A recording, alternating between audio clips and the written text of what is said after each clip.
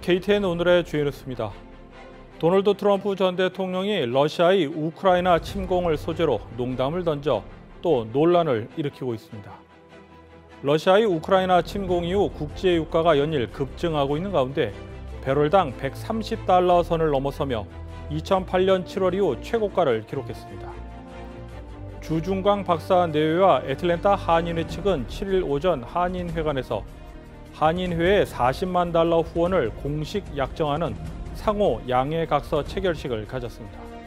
이상 오늘의 주요 소식 잠시 후 전해드립니다. 여러분 안녕하십니까? 3월 7일 월요일 KTN 뉴스 시작합니다. 도널드 트럼프 전 대통령이 러시아의 우크라이나 침공을 소재로 농담을 던져 또다시 논란을 일으키고 있습니다. 미국 전투기에 중국 국기를 붙여 러시아와 중국을 싸움 붙여야 한다고 제시한 것입니다. 김상은 기자가 보도합니다. 뉴올리언즈에서 공화당 전국위원회 행사가 열렸습니다. 도널드 트럼프 전 대통령은 행사에 참여해 러시아의 우크라이나 침공을 끝낼 방안으로 위장 전술을 제안했습니다.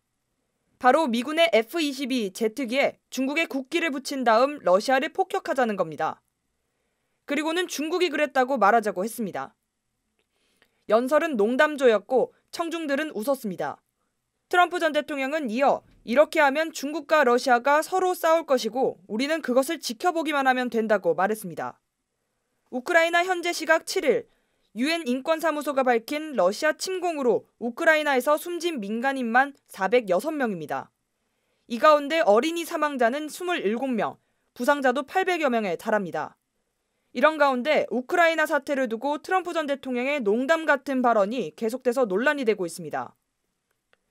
연설에 나선 트럼프 전 대통령은 계속되는 학살에 수백만 명이 죽을 수도 있는 걸 모든 나라가 지켜보기만 할 거냐며 군사적 개입에 나서지 않은 바이든 정부와 서방 국가를 비판했습니다. 현재 미국을 포함한 나토와 유럽연합은 군사적 제재에 소극적인 태도를 보이고 있습니다. 우크라이나의 볼로디미르 젤렌스키 대통령은 러시아의 우크라이나 영공비행 금지 등 제재를 강화해달라고 호소했지만 나토와 EU 모두 이를 거절한 상태입니다. 전쟁이 전 세계로 확산될 수 있다는 우려 때문으로 해석되는데 일각에서는 서방 국가들이 우크라이나가 서서히 죽어가는 것을 그저 지켜보는 것이라고 비난이 일고 있습니다. KTN 뉴스 김상은입니다. 러시아가 대한민국을 비우호 국가로 지정했습니다. 러시아 정부는 7일 정부령을 통해 자국과 자국 기업, 러시아인 등을 비우호적 행동으로 한 국가와 지역 목록을 발표하면서 해당 목록에 한국을 포함시킨 것입니다. 목록에는 미국과 영국, 호주와 일본, 그리고 유럽연합회원국 등이 들어갔습니다. 비우호 국가 목록에 포함된 국가들에게는 외교적 제한을 포함한 각종 제재가 취해질 것으로 예상됩니다.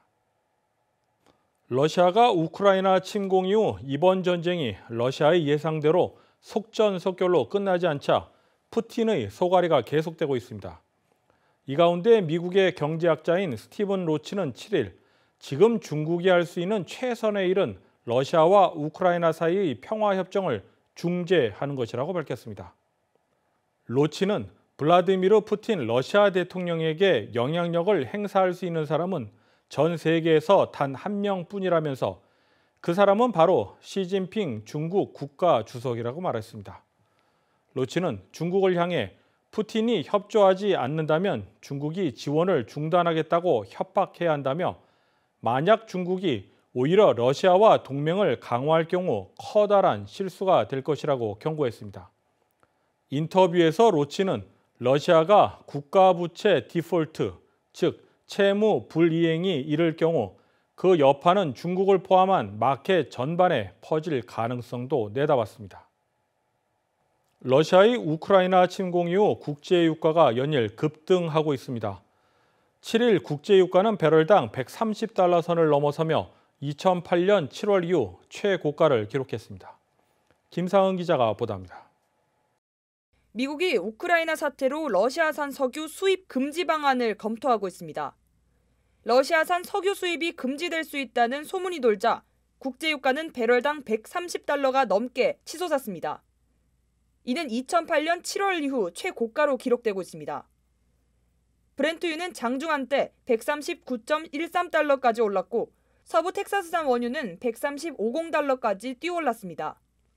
일부 전문가들은 국제 유가가 $30 이상 프리미엄이 붙는 등 과도한 급등 양상을 보이고 있다고 평가했습니다. 그러면서 유가가 올해 배럴당 185달러까지 오를 것이라는 전망도 내놨습니다. 이란 핵 협상이 지연되고 있어 국제 유가 상승에 영향을 준다는 분석도 나왔습니다. 추후 이란의 핵 협상 결과와 베네수엘라 제재 해제 여부 등에 따라 변동성이 커질 것으로 보입니다. KTN 뉴스 김상은입니다. 러시아의 침공을 받고 있는 우크라이나에 에어비앤비를 예약하고 있는 이들이 늘고 있습니다.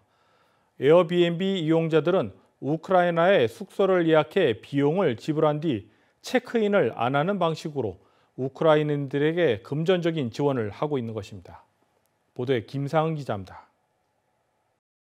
영국에 사는 로카스 씨는 지난 4일 숙박 공유 사이트 에어비앤비에서 우크라이나의 한 숙소를 예약했습니다. 이에 우크라이나 숙소 주인인 옥사나 씨는 지금 우크라이나가 전쟁 중이라 숙박을 받지 못한다며 메시지를 남겼습니다. 이에 로카스 씨는 바로 그저 당신과 당신의 가족, 친구들을 위해 기부하는 것이라고 답합니다. 이처럼 전 세계 곳곳에서 러시아의 침공으로 어려움을 겪고 있는 우크라이나 주민들을 위해 숙박비만 지불한 뒤 실제로 이용하지 않는 노쇼 기부가 잇따르고 있습니다. 일부 예약된 방은 출국하지 못한 우크라이나 국민들을 돕기 위해 이용되고 있고 생계 유지비로 직접 지원되고 있습니다. 에어비앤비도 동참해 이 같은 우크라이나 숙박 예약일 경우 수수료를 받지 않겠다고 했습니다. 또한 현지 시각 지난 1일 숙소를 제공하는 집 주인들로부터 도움을 받고 비영리 기구인 난민 펀드에 전달된 기부금을 이용해 임시 숙소에 필요한 자금을 댈 계획이라고 전했습니다. 한국에서도 배우 임시완 씨가 4명이 머물 수 있는 우크라이나 숙소를 한 달간 예약해 노쇼 기부에 동참했다고 전해졌습니다. KTN 뉴스 김상은입니다. 주 패밀리 재단이 애틀랜타 한인회관 건물 수리와 보수 등에 사용해달라며 올해와 내년 2년에 걸쳐 총 $40만 후원하기로 했다는 소식 전해드린 바 있습니다. 주중광 박사 내외와 애틀랜타 한인회 측은 7일 오전 한인회관에서 상호 양해각서 체결식을 가졌습니다. 박성근 전 한인회장은 인사말을 통해 한인회관 건물 보수를 위해 많은 액수를 후원하는 것도 감사하지만 많은 사람이 참여할 수 있도록 하는 것도 더 중요하다고 강조했습니다. 근데 사실 중요한 거는 일하는 분들이 그 분위기에 그 숫자가 중요하다고 생각해. 10불짜리, 50불짜리 이런 후원금을 많이 내시는 분들이 많으면은 많을수록 그 한인회에 여러 가지로 플러스가 된다고 저는 생각을 합니다. 김백규 한인회관 건물관리위원장은 현 한인회관 구입 당시 이 건물을 통해 한인회가 자력으로 운영될 수 있다는 판단으로 구입했다며 향후 운영 계획에 대해 소개했습니다. 저희가 처음에 건립위원회에서 이 건물을 보고 이 건물이라고 결정을 했을 때에 그 결정 내용이 사실은 이걸 사면 우리 한인회는 자력으로 한인회가 운영이 되겠다 하는 그러한 우리 건립위원들의 그 의견들을 모아서 이 건물을 사게 된 겁니다. 사실은 이것을 이제 레노베이션을 해서 아까 박성근 회장님이 말씀하신 것처럼 우리만 갖고 사는 게 아닙니다. 사실은 이것을 주류사회에도 공개를 해서 주류사회에도 와서 사용을 할 수 있게끔 만들자고 하는 것이 저희들의 그 목적이었습니다. 사실은. 근데 그것은 아직 실행이 되지 못하고 있고. 이날 상호 양해각서는 재단 측에서 김인구 변호사가 작성했으며 이홍기 회장과 주지영 이사장이 서명했습니다. 또한 한인회 측에서는 이종원 변호사가 증인으로 참석한 후 서명했습니다. 주중광 박사는 이번 후원 결정 배경으로 애틀랜타 한인회관의 지붕이 새는 등 잘 운영되지 않는 소식에 가슴이 아팠다고 언급했습니다. 또한 이번 종잣돈을 계기로 한인 동포사회가 참여해 한인회관이 잘 운영되기를 바란다고 덧붙였습니다. 우리가 이제 다 그 보수비를 낼 수 없으니까 우리가 할 수 있는 게 이제 시드머니를 해가지고 우리 그 교민들이 다시 그 협력을 해가지고 어느 정도 주지영 이사장은 이번을 계기로 한인 사회가 모금 운동에 참여해 더 좋은 한인회관을 만들 수 있는 기회라고 강조했습니다. 그래서 누가 말했듯이 이 위기는 기회를 만든다. 그런 말이 있잖아요. 그래서 첫 번에 그 열심히 일하신 그 첫 번 계기 또 요번에도 이제 그게 하나의 위기잖아요. 그래서 이 위기를 통해서 이 한인들 전체가 모금운동에 참여해갖고 더 좋은 한인회관이 되는 기회라고 생각합니다. 이용기 한인회장은 한인회관 건물 보수를 위한 은행 계좌를 별도로 만들었다고 말하며 앞으로 건물 관리와 운영에 대한 후원금은 해당 계좌로 입금되며 투명하게 운영될 것이라고 강조했습니다. 한편 한인회는 이번 이사회에서 한인회 측에 건물관리위원회 운영 규정을 별도로 관리할 수 있도록 하는 내용을 상정할 예정입니다. KTN 뉴스 스티븐입니다.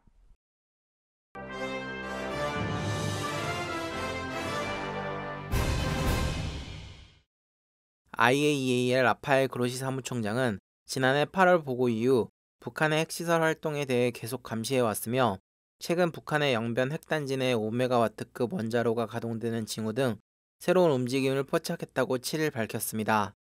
이 원자로는 북한의 핵무기 제조에 필요한 플루토늄을 만들어내기 위한 시설로 북한이 핵무기 추가 제조에 나섰다는 의미로 해석되고 있습니다. 다만 핵폐기물에서 플루토늄을 분리해내기 위한 방사화학 실험실의 가동 징후는 지난해 7월 이후 없었다고 라파엘 그로시 사무총장은 덧붙였습니다. 우크라이나와 러시아 대표단의 3차 협상이 3시간여 만에 종료됐습니다. 양측은 전쟁 상황을 크게 바꿀 만한 결과를 도출하지 못했지만 민간인 대피와 관련해서는 일정 부분 뜻을 모은 것으로 전해졌습니다. 젤렌스키 우크라이나 대통령 측 미하일로 포들야크 보좌관은 7일 러시아 측과의 3차 협상이 종료됐다며 이른바 인도주의 통로 상황 개선과 관련해 약간의 긍정적인 이견 감소가 있었다고 전했습니다. 러시아 측은 이번 회담에서 만족할 만한 결과를 얻지 못했지만 우크라이나와 계속 대화할 것이라고 강조했습니다. 한편 양측은 여전히 협상이 지속 중이며 4차 협상도 조만간 개시될 전망이라고 밝혔습니다. 2026년 월드컵이 열리는 멕시코에서 팬들 간 난투극이 발생해 경기가 중단되는 최악의 폭력 사태가 벌어졌습니다. 멕시코 프로축구 리그에서 케레타로와 아틀라스 팀이 치열한 접전을 벌이던 후반 18분 갑자기 양팀 팬들의 몸싸움이 벌어졌습니다. 스파이프 등 흉기까지 등장해 원정팀 관중은 그라운드를 통해 대피했습니다.